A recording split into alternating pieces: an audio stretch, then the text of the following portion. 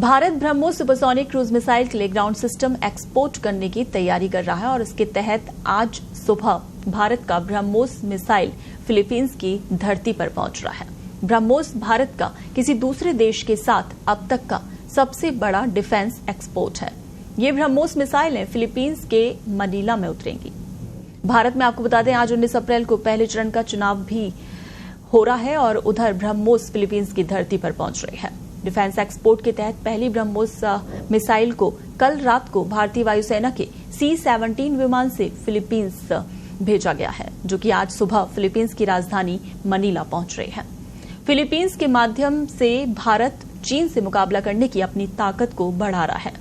ये ब्रह्मोस मिसाइलें Philippine marine corps की कोस्टल डिफेंस रेजिमेंट के लिए बनाई गई हैं, जो पश्चिम फिलीपीन सागर में उनकी डिफेंसिंग क्षमता को बढ़ाएगा।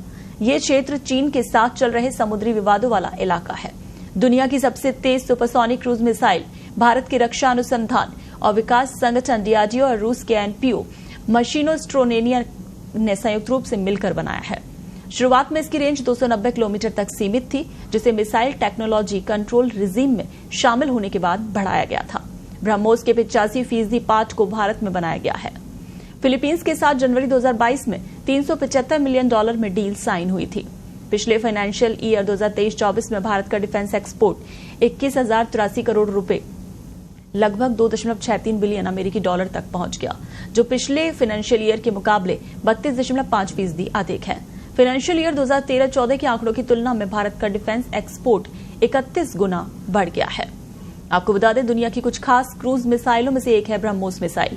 ये मिसाइल उच्च सुपरसोनिक गति से उड़ान भर सकती है। मार्च 2022 को ये मिसाइल पाकिस्तान में जाकर गिरी थी और इस घटना के बाद से ही पाकिस्तान लगातार इसके बारे में जानकारी हासिल करने की कोशिशों में लगा है। ब्रह्मोस की स्पीड को इसका प्लस पॉइंट माना जाता है। अपनी स्पीड की वजह ब्रह्मोस मिसाइल पर हमला करना या उससे बचना अविश्वसनीय रूप से कठिन हो जाता है। इसके अलावा मिसाइल की स्पीड इसे बाकी सबसोनिक क्रूज मिसाइलों की तुलना में और ज्यादा खतरनाक बना देती है। ब्रह्मोस मिसाइल की सबसे बड़ी खासियत है इसे लड़ाकू विमानों, पनडुब्बियों, युद्धपोत के साथ साथ जमीन पर मौजूद सिस्टम सहित कई अलग अलग प्लेटफॉर्म की मदद से लॉन्च किया जा सकता है। भारतीय सेनाओं में इस मिसाइल को पहले ही शामिल किया जा चुका है और इसने कई मौकों पर अपनी श्रेष्ठता साबित भी की है। साल 2001 में पहली बार ब्रह्मोस का परीक्षण किया गया था और वर्तमान समय में इसे सुखोई 30 MKI जेट में फिट करके दुश्मन पर हमला किया जा सकता है। साथ ही नौसेना के लिए इसके वर्जन को भी खतरनाक करार दिया जाता है। जमीन, हवा और समुद्र से लॉन्च हो सकने वाली ब्रह्मोस को रक्षा विशेषज्ञों ने गेम चेंजर करार दिया है।